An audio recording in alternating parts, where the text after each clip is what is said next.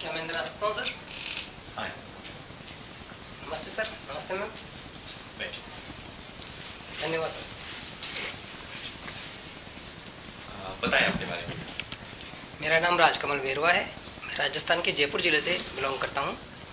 मैंने अपनी graduation, post graduation और बीएड राजस्थान विश्वविद्यालय से की है। इसके बाद मैंने हिंदी विषय में नेट जेआरएफ किया हुआ है। कंप्यूटर शिक्षा में मैंने computer operator and programming assistant में डिप्लोमा किया हुआ है। वर्तमान समय में मैं एक निजी महाविद्यालय में गत 2 वर्ष से प्राध्यापक के पद पर कार्य कर रहा हूँ। मुझे आईसीटी में अधिक इंटरेस्ट है और गेम्स में मैं क्रिकेट खेलना पसंद करता हूँ सर। हॉबी क्या बताया आपने, फिर से बताइए। आईसीटी में मुझे अधिक इंटरेस्ट है और गेम्स में मैं क्रिकेट खेलना पसंद करता हूँ सर। देखना भी पसंद करते हैं क्या? जी सर। क्रिकेट देखना भी पसंद करते हैं आप? देखना और खेलना सर, दोनों। अच्छा अच्छा। जी सर। कहाँ से बिलोंग करते हैं आप? जयपुर से सर। जयपुर से बिलोंग करते हैं। तो जयपुर के बारे में आप क्या जानते हैं? सर जयपुर वैसे तो विश्व विख्यात है। ये भारत के सबसे बड़े राज्य राजस्थान की एक राजधानी भी है।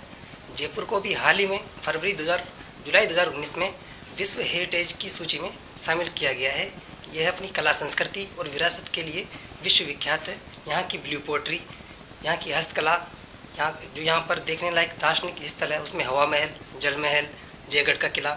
जयगढ़ के किले में एशिया की सबसे बड़ी तोप जयबाण भी स्थित है और भी बहुत से स्थल हैं यहाँ पर देखने लायक सर। तो आप एनवीएस ज्वाइन करना क्यों चाहते हैं? एनवीएस ज्वाइन करना मेरा सपना है। सबसे पहली बात तो यहाँ पर जो बच्चों का सिलेक्शन होता है वो एक JNVST अर्थात जवाहर नवोदय विद्यालय सिलेक्शन टेस्ट, इस टेस्ट को पास करके बच्चे यहाँ पर आते हैं। प्रत्येक जिले से 80 बच्चों का चयन होता है और ये वो प्रतिभाशाली बच्चे होते हैं जो सामान्य बच्चों से अलग होते हैं। अगर मैं ऐसे बच्चों को पढ़ाता हूँ तो ये मेरे लिए बड़ी सौभाग्य नहीं कहूँगा, विशिष्टता की बात होगी, क्योंकि ऐसे बच्चों को एक विशिष्ट शिक्षक ही पढ़ा सकता है, सामान्य शिक्षक नहीं सर। अच्छा। तो ऐसी कोई 5 क्वालिटी आप बताइए अपने अंदर, जो आपके अंदर हो, जो एक आदर्श शिक्षक के अंदर होना चाहिए। जी सर। सबसे पहला तो जो मेरा सब्जेक्ट नॉलेज है उसका मेरी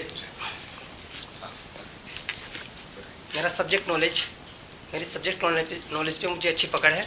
साथ ही साथ मैं करंट से अपडेट रहता हूँ, क्योंकि बच्चा क्लास में कब कौन सा क्वेश्चन पूछ ले तो शिक्षक को उससे अपडेट रहना बहुत ज़्यादा ज़रूरी है। दूसरा, सब्जेक्ट नॉलेज के साथ साथ प्रेजेंटेशन, क्योंकि सब्जेक्ट नॉलेज मायने नहीं रखता, प्रेजेंटेशन मायने रखता है।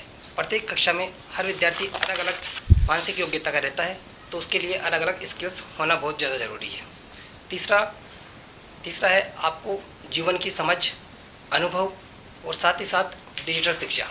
प्रेजेंट टाइम में जो डिजिटल शिक्षा है उसका दौर है और आईसीटी के जो 3 प्रमुख उपकरण हैं, प्रणाली उपगम, हार्डवेयर और सॉफ्टवेयर, इन तीनों का जो कॉम्बिनेशन है उसके माध्यम से शिक्षा दी जाती है। डिजिटल शिक्षा आपको कितना अच्छा लगता है? आपको सही लगता है कि जो चल रही है शिक्षा? सर डिजिटल शिक्षा आज के दौर में बहुत ज़्यादा ज़रूरी है और मैं तो ये कहता हूँ कि जो ये बोलते हैं कि हिंदी जैसा सब्जेक्ट डिजिटल शिक्षा के माध्यम से नहीं पढ़ाया जा सकता, मैं चैलेंज कर सकता हूँ कि डिजिटल शिक्षा के माध्यम से मैं हिंदी को बहुत अच्छे तरीके से पढ़ा सकता हूँ सर।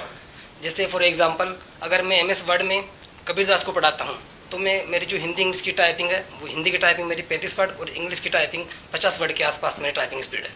मैं खुद प्रेजेंटेशन तैयार करता हूँ और पावर पॉइंट के माध्यम से कबीरदास की प्रेजेंटेशन डालूंगा, उसका जीवन परिचय डालूंगा अलग अलग इमेज के माध्यम से, जो मेरी बेस्ट काबिलियत है, मैं एक अच्छे तरीके से प्रेजेंट कर सकता हूँ उसको। क्या नाम बताया था आपने अपना? राजकमल सर। हाँ जी राजकमल जी, ग्रेजुएशन किन सब्जेक्टों से आपने किया? सर मैंने ग्रेजुएशन हिंदी, पॉलिटिकल साइंस और पब्लिक एड से की है सर। अच्छा, तो राजकमल जी ये बताइए कि जो हिंदी है आज जिस तरह हिंदी का एक, मैं ये मानूं कि हिंदी का एक तरीके से जो विकास है वो कई हद तक रुकता हुआ नजर आ रहा है, तो आप हिंदी के पुनरुत्थान के लिए क्या प्रयास करेंगे? जी सर, हिंदी भाषा की अगर हम बात करते हैं तो ये एक बहुरूपी देश की भाषा है जो 73% हमारे इंडिया में बोली जाती है। हिंदी छोटी मोटी भाषा नहीं है, ये एक भाषा नहीं है, बल्कि मैं कहता हूँ एक भाषा परिवार है। इस भाषा के अंदर 5 उपबोलियाँ हैं और 18 बोलियाँ इसमें शामिल की गई है। इसके पुनरुत्थान के लिए मैं सबसे पहले तो इसको व्यवहारिक बनाना बहुत ज़्यादा ज़रूरी है और इसको सुदृढ़ करना बहुत ज़्यादा ज़रूरी है। दूसरा, हिंदी भाषा के अंदर हमें रोजगार के अवसर उपलब्ध करवाने होंगे। तीसरा, हमें हिंदी विश्वविद्यालय की स्थापना करनी पड़ेगी राष्ट्रीय स्तर पर और अंतर्राष्ट्रीय स्तर पर। इसके साथ साथ मल्टीमीडिया, प्रिंट मीडिया, इनके माध्यम से भी हमें हिंदी को बढ़ावा देना पड़ेगा। और जो सबसे अंतिम है वो है शोध कार्य। जो बच्चों का रुझान अंग्रेजी के प्रति बढ़ता जा रहा है वो उसका रीज़न ये है कि हिंदी में प्रॉपर वो बुक्स नहीं अवेलेबल हो पाती है जिनकी बच्चों को ज़रूरत पड़ती है। तो हमें हमारी जो हिंदी साहित्य है उसमें अलग अलग भाषाओं के शब्दों को भी इंक्लूड करना पड़ेगा ताकि इसका जो शब्द क्षेत्र है उसका काफ़ी विस्तार हो सके सर। बहुत अच्छा, बहुत अच्छा, बहुत बढ़िया, बहुत बढ़िया। बहुत बढ़िया। अच्छा, हिंदी को हिंदी क्यों कहते हैं? हिंदी को हिंदी इसलिए कहते हैं सर क्योंकि हिंदी, सबसे पहले तो हिंदी हमारा भारत का शब्द नहीं है, ये शब्द है ईरान का। क्योंकि जो ईरानी देश था वहाँ पर ह को स का उच्चारण किया जाता था, और सिंधु देश था और सिंधु देश के पास सिंधु नदी बहती थी, सिंध के पास सिंधु नदी बहती थी, तो उस क्षेत्र को सिंधु के नाम से जाना गया। जब ईरानी यहाँ पर आए तो स का उच्चारण है करते थे और है से हिंद बना और हिंद में ई प्रत्यय लगा के हिंदी बना। और जब ये हिंदी यूरोप क्षेत्र में गया तो इसमें एक प्रत्यय हिंदी से हिंदिक और हिंदिक से फिर ये इंडिया बना सर। बहुत अच्छा। अभी जो इंग्लिश मीडियम स्कूल बच्चे जो पेरेंट्स होते हैं वो ज़्यादातर बच्चों को इंग्लिश मीडियम में पढ़ाना पसंद करते हैं, हिंदी से बच्चे कम पढ़ना पसंद करते हैं, तो इसके लिए आप क्या करेंगे सुधार के लिए? मुझे नहीं लगता मैम कि हिंदी के लिए मतलब बहुत से सुधार है, जैसे हिंदी के लिए हम कर सकते हैं। एक बार मैम क्वेश्चन आप दोबारा रिपीट करेंगे? पेरेंट्स जो होते हैं बच्चों को इंग्लिश पढ़ाना ज़्यादा पसंद करते हैं अभी जो पेरेंट्स हैं, तो आप उसके लिए क्या करेंगे? हिंदी पढ़ाना बहुत कम पसंद करते हैं, तो हिंदी का जो इन्फ्लुएंस है वो कम होता चला कम होता गया जा है ना। अभी इंग्लिश ज़्यादा प्रचलन में है, आप देखते हो इंग्लिश मीडियम के बच्चे जो है इंग्लिश में बोलना पसंद करते हैं, ठीक है। तो इसके लिए आप क्या करें? जैसे एनवीएस है वो भी इंग्लिश को प्रेफर करती है। मुझे इसका ऐसा कोई प्रॉपर रीज़न नहीं लगता मैम। हाँ, इसके सामने कुछ चुनौतियाँ है, जैसे अपन चुनौतियाँ मान सकते हैं। एक तो मीडिया ने हिंदी का स्तर गिराया है, क्योंकि वो आजकल मीडिया जितनी भी प्रचार है वो इंग्लिश के माध्यम से कर रही है। तो हमें हमारा हिंदी का जो एड है वो बढ़ाना पड़ेगा, साथ ही साथ इसका शब्द विस्तार करना पड़ेगा। और प्रिंट मीडिया जो मैंने भी आपको बताया, मल्टीमीडिया, इसके माध्यम से भी हमें हिंदी का प्रचार वो ज़्यादा करना पड़ेगा। बहुत अच्छा। अच्छा, हिंदी राजभाषा है कि राष्ट्रभाषा? हिंदी को हम राजभाषा भी कहते हैं और राष्ट्रभाषा भी कहते हैं। संवैधानिक तौर पर ये राजभाषा है। 14 सितंबर 1949 को संविधान सभा ने इसको राजभाषा के रूप में घोषित किया था। और राष्ट्रभाषा इसलिए कहते हैं क्योंकि समस्त देश, जो पूरा हमारा देश है, उसको जोड़ने का कार्य करती है। 46% जनसंख्या हिंदी भाषा का यूज़ करती है हमारे इंडिया में। अच्छा, आपने मतलब हिंदी पढ़ने के अलावा क्या क्या सीखा है? कंप्यूटर में भी डिप्लोमा हूँ सर, डिप्लोमा किया हुआ है, नेट JRF किया हुआ है मैंने हिंदी में।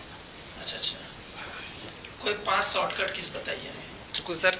कंट्रोल A से सिलेक्ट ऑल होता है, कंट्रोल Z से एंड होता है, कंट्रोल C से कॉपी होती है, कंट्रोल Y से वीडियो होता है, कंट्रोल P से प्रिंट होता है, और भी बहुत सी चीज़ें सर। अच्छा अच्छा, पावर पॉइंट प्रेजेंटेशन बनाने आता है? बिल्कुल सर।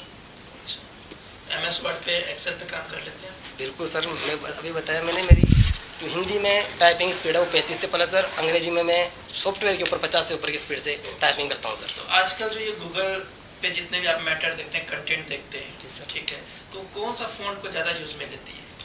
कृति देव को करता हूँ सर मैं यूज़। नहीं, आप यूज़ करते हो उससे मतलब नहीं, ये जो गूगल वगैरह आप जो भी सर्च करते हैं, मोबाइल में जो आप ऑपरेट करते हैं, जो भी चीज़ें आपको हिंदी में लिखा हुआ दिखता है नेट पे, इंटरनेट पे, तो ये कौन सा फॉन्ट वो सपोर्ट करती है? मतलब कौन सा जनरल फॉन्ट में उसमें यूज में आती है? I think international level. हाँ, इंटरनेशनल मतलब वो फॉन्ट एक्सेप्टेबल है, यानी कि कृतदेव क्या है, कभी कभी आपके मोबाइल में नहीं खुलेगी। जी सर। लेकिन वो जो गूगल पे आप कुछ भी सर्च करते हैं हिंदी में, वो ओपन हो जाती है, आपके मोबाइल में शो होती है। वो कौन सा फॉन्ट यूज करती है वहाँ पे? सर एग्जैक्ट मुझे भी याद आ नहीं पा रहा है, वैसे मुझे पता है लेकिन अभी माइंड में आ नहीं पा रहा सर मेरे। एरियल यूनिकोड जो है हर मोबाइल में सपोर्ट होती है, हर जगह सपोर्ट होती है। एरियल आगे आ गया सर, आगे याद आ गया सर। एक तो डिलीवरी होता है, एक एरियल होता है। एरियल जब हम पढ़ाएंगे एनवीएस में, तो कौन कौन से आप टीचिंग ऐप का यूज करेंगे?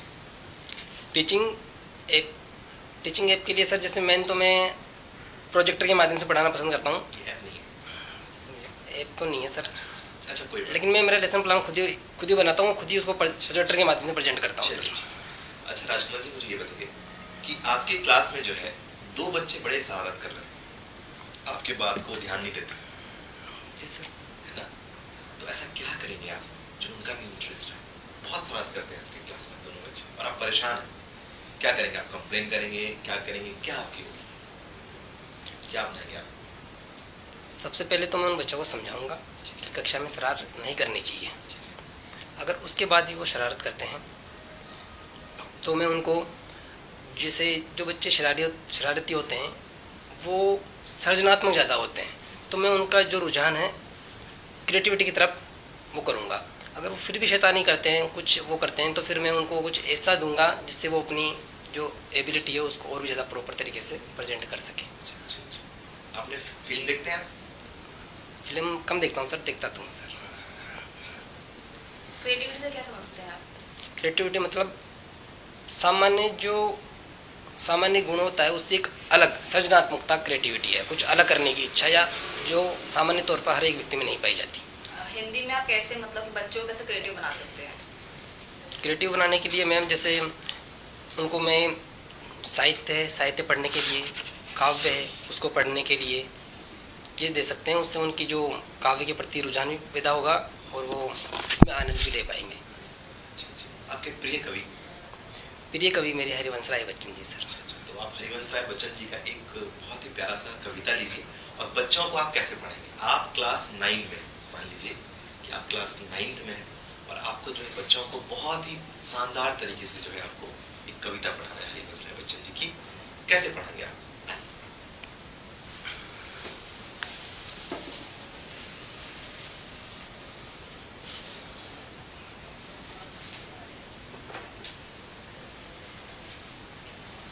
सर क्या मैं इस कक्ष को कक्षा कक्ष मान सकता हूँ? बिल्कुल। नमस्ते बच्चों, कैसे हो सब? ठीक हो? शाबाश। बच्चों आप सब मूवी देखते हो? देखते हो। अच्छा मुझे बताओ कि जो भारतीय सिनेमा है उसमें महानायक के नाम से किसे जाना जाता है? शाबाश, अमिताभ बच्चन को। अच्छा, अमिताभ बच्चन के पिताजी का क्या नाम है, पता है किसी को? हरिवंश राय बच्चन। बहुत अच्छे, हरिवंश राय बच्चन। हरिवंश राय बच्चन जी की कुछ कविताओं के नाम बताइए। बिल्कुल, मधुशाला, मधुबाला, नीड का निर्माण। ठीक है बच्चों, आज हम नीड का निर्माण कविता के बारे में अध्ययन करते हैं। जो हमारा आज का टॉपिक रहेगा वो है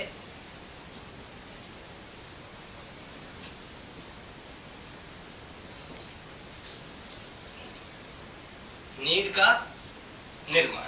तो पढ़ा दीजिए। ठीक है सर। पंक्तियां कुछ इस प्रकार है कि नीड का निर्माण फिर नेह का आह्वान फिर नीड का निर्माण फिर नेह का आह्वान फिर वो चली आंधी के झोंके छा गया सहसा अंधेरा भूमि भूधर बादलों ने भूमि को इस भांति घेरा रात सा दिन हो गया फिर रात आई और काली लग रहा था अब न होगा इस निशा से फिर सवेरा रात के उत्पात भैसे। अग्निपथ पढ़ा है आपने हरिवंश राय बच्चन जी? जी सर, अग्निपथ पढ़ा है मैंने। 2 लाइन सुनाया, वीर रस के साथ सुनाया। अग्निपथ अग्निपथ अग्निपथ ये महान वृक्ष है, हे घने हे बड़े, एक पत्र छाह भी मांग मत मांग मत मांग मत।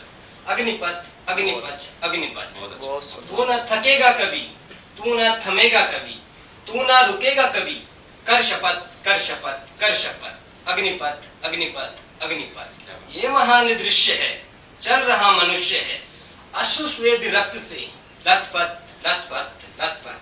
अग्निपथ अग्निपथ अग्निपथ। बहुत बढ़िया, बहुत अच्छा। सर कोई व्याकरण को पूछ लेना। व्याकरण का आप कोई टॉपिक लेंगे? जो आप बताइए सर। ठीक है, संधि लीजिए। संधि देखो बच्चों, होता क्या है, संधि 2 वर्णों का परस्पर मेल होता है। ये मेल स्वर का स्वर से भी हो सकता है, स्वर का व्यंजन से भी हो सकता है। उच्चारण फिर से कीजिए सर। 2 वर्णों के परस्पर मेल को संधि कहते हैं। जहाँ पर स्वर का स्वर से या व्यंजन से मेल होता है वह संधि कहलाती है। संधि 5 प्रकार की होती है। संधि 3 प्रकार की होती है, स्वर संधि, व्यंजन संधि और विसर्ग संधि। इसमें से जो स्वर संधि होती है वो 5 प्रकार की होती है। अच्छा, व्यंजन संधि के कोई 5 उदाहरण? जी सर, व्यंजन संधि के उदाहरण की बात करते हैं तो सबसे पहले देखते हैं हम जगत प्लस ईस। यहाँ पर जो ये है, ये व्यंजन है, तय है, व्यंजन है, इसमें स्वर जुड़ा हुआ नहीं है और यहाँ पर ई है जो बड़ा स्वर है। जब हम व्यंजन का स्वर से मेल कराते हैं तो ये हमारा बड़ा ई हो जाता है और जगत और ईस मिलकर जगदीश बन जाता है। तय को दय कैसे हुआ? जी सर, व्यंजन संधि के अंदर अगर व्यंजन के बाद में अगर स्वर आ जाए तो फिर तय को दर में कन्वर्ट कर देते हैं, या हम ये कहें कि पहले को तीसरे में बदल देते हैं। पहले वर्ड को अच्छा, तीसरे में- आपके पास सिचुएशन ये है कि आपको संधि समझानी है एक स्टैंडर्ड 6 को और एक स्टैंडर्ड 10 को। तो सर सबसे पहले अगर मैं 6 को समझाऊंगा तो मैं इसके लिए जो हमारी आगमनात्मक विधि है उसका प्रयोग करूंगा। इसके अंदर होता क्या है कि हम पहले बच्चों को एग्जाम्पल देंगे, 5-10 में उनको एग्जाम्पल दूंगा और उनसे जो निष्कर्ष निकलेगा उसको मैं प्रेजेंट करूंगा। और जबकि 10th स्टैंडर्ड में क्योंकि बच्चे 6th 7th 8th 9th में ये नॉर्मल पढ़ लेते हैं और उनको पता रहता है कि नॉर्मल संधि होती क्या है, तो फिर मैं वहां पर उनको आगमनात्मक विधि का यूज करूंगा, निगमनात्मक विधि का यूज करूंगा। मैं डायरेक्ट उनसे क्वेश्चन खुद निकलवाऊंगा, परिभाषा पूछूंगा। बहुत अच्छा, बहुत बहुत सुंदर। बहुत सुंदर, बहुत बढ़िया। आइए बैठिए, बहुत अच्छा।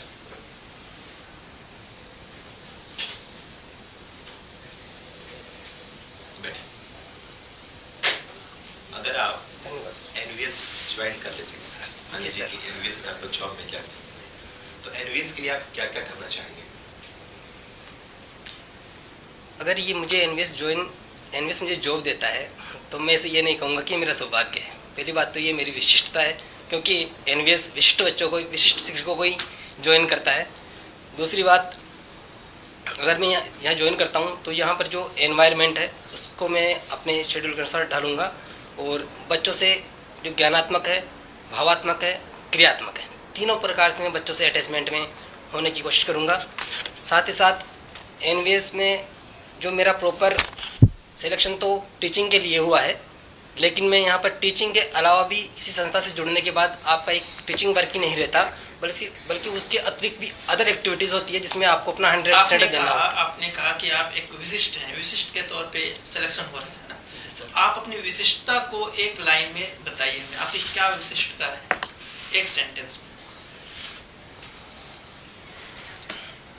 विशिष्टता तो सर मेरी यही है कि जहाँ सामान्य शिक्षक जो नॉर्मल स्किल्स होती है वहीं मैं सामान्य शिक्षक से कुछ अलग तरीके से सर पढ़ा सकता हूँ। बिल्कुल ये मेरी विशिष्टता है, बिल्कुल सर। ठीक है, बहुत अच्छा। आप खुद को 5 साल बाद एनवीएस में कहाँ देखते हैं? अगर मैं एनवीएस से जुड़ता हूँ तो जो पहला मेरा है कि एनवीएस में मैं एनवीएस ही ज्वाइन करूँगा और इसमें एनवीएस में ऊपर जाने की कोशिश करूँगा। अगर प्रमोशन से जाता हूँ तो पीजीटी में जाऊँगा, अगर प्रमोशन से नहीं जाता हूँ तो मैं एनवीएस के एग्ज़ाम फाइट करूँगा, पीजीटी पास करूँगा। पीजीटी के बाद में फिर इसके ऊपर, इसके अलावा अदर जॉब्स को मैं मतलब वरीयता नहीं देता सर। अच्छा, ये बताइए आप विद्यार्थी और विद्यालय का सर्वांगीण विकास किस प्रकार करेंगे? विद्यार्थी और विद्यालय का सर्वांगीण विकास कैसे करना है सर? इसके लिए सबसे पहले विद्यार्थी जो कि विद्यालय का एक अंग है, तो हमें जो पहले तो विद्यालय के डेवलपमेंट पर ध्यान देना पड़ेगा। विद्यालय में जो भी कमियां हैं उनको दूर करना पड़ेगा, क्योंकि विद्यालय का माहौल देखने के बाद ही जो अदर बच्चे हैं वो उसकी तरफ अट्रैक्ट होते हैं। जैसे फॉर एग्जांपल, एक तरफ प्राइवेट स्कूल्स हैं और एक तरफ गवर्नमेंट स्कूल्स हैं। प्राइवेट स्कूल्स की बिल्डिंग्स अच्छी होती हैं, बच्चे अच्छे कपड़े पहनते हैं, अच्छे ड्रेसअप में जाते हैं। वहीं गवर्नमेंट स्कूल्स के जो बच्चे होते हैं उनकी हालत आज अपन देख सकते हैं। अगर अपन पहले उसका डेवलपमेंट करते हैं, अगर गवर्नमेंट स्कूल का डेवलपमेंट इस तरीके से कर दिया जाए तो बच्चे प्राइवेट स्कूल की तरफ न जाके गवर्नमेंट स्कूल की अभी तरफ आपने एक शब्द यूज किया अपन, क्या ये हिंदी का शब्द है?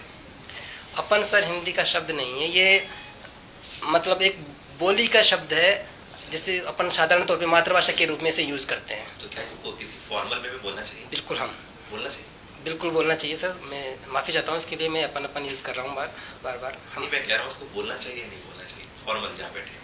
नहीं सर, इसको नहीं बोलना चाहिए। करंट आपकी पकड़ है, करंट अफेयर्स अपडेट है? करंट सर मैंने बताया, वैसे टीचर में को करंट से तो अपडेट रहना चाहिए सर, और मैं करंट तो वैसे देखता रहता हूँ। करंट से भी लगा हुआ है, थोड़ी बहुत क्रिकेट से भी लगा हुआ है, तो आप बताइए कि ICC cricketer of the decade किसे दिया गया?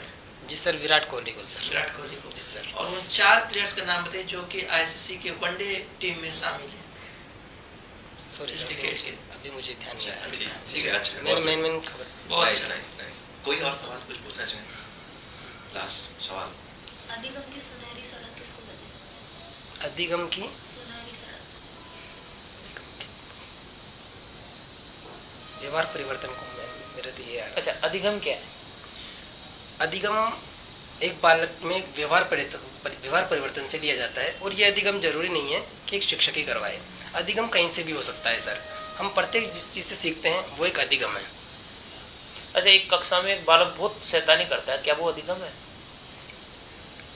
अगर एक तरीके से देखा जाए तो अधिगम तो है सर, क्योंकि वो सीख तो रहा है कुछ, चाहे वो शैतानी करना ही सीख रहा है, लेकिन सीख रहा है, तो ये एक तरीके से अधिगम ही है सर। हम ये नहीं कह सकते, हाँ ये कह सकते हैं कि ये अधिगम पॉजिटिव है या नेगेटिव है, वो एक अलग बात है, लेकिन है अधिगम सर। अच्छा, अधिगम औपचारिक और अनौपचारिक दोनों रूप से लिया जा सकता है, दोनों रूप से ग्रहण किया जा सकता है, आपका कहने का तात्पर्य ये है? बिल्कुल सर, औपचारिक और अनौपचारिक दोनों तरीके से ले सकते हैं। औपचारिक के तौर पर हम जैसे विद्यालय में शिक्षा ग्रहण करते हैं, जबकि अनौपचारिक तौर पे हम हमारे जो माता पिता है, रिश्तेदार है, सगे संबंधी है, उनके माध्यम से हम शिक्षा ग्रहण करते हैं। बहुत अच्छा। अच्छा, मुझे लास्ट क्वेश्चन आपसे, आखिरी सवाल, मुझे बताइए कि जो एनवीएस का जो लोगो होता है, जो लोगो है एनवीएस का, उसमें क्या लिखा गया है? एनवीएस के लोगों में सर प्रज्ञान ब्रह्म लिखा हुआ है, अर्थात ज्ञान ही ब्रह्म है। आप ज्ञान प्राप्त किए, आपको ब्रह्मा की प्राप्ति हो जाएगी। बहुत अच्छा, बहुत ठीक है। ऑल द बेस्ट राजकमल, है ना? और आप कोई सवाल पूछना चाहते तो पूछ सकते हैं, एनी क्वेश्चन आपकी तरफ से। Any question you want ask? Okay, Okay. All the best, all the best. All the best. Thank you, धन्यवाद सर। Thank you.